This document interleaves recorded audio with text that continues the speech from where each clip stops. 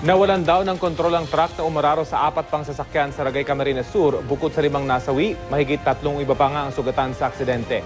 Balitang hati ni Dante Perelio.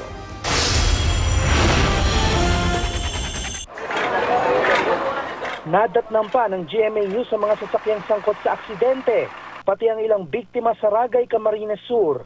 Base sa inisyal na investigasyon, pasado 6:00 ng gabi nang magkabangga ng isang tricycle at isang motorsiklo. Rumisponde ang mga pulis at barangay chairman para na rin magsiyasat.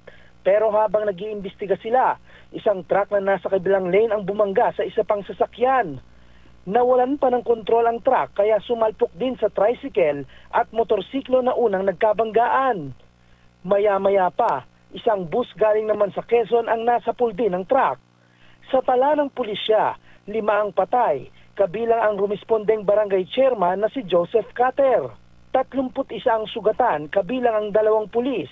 Isa sa mga pulis ang nasa malubhang kalagayan. Lahat ng mga biktima ay sinugod sa Naga Hospital, kabilang ang truck driver. Dante Perelio, GMA News.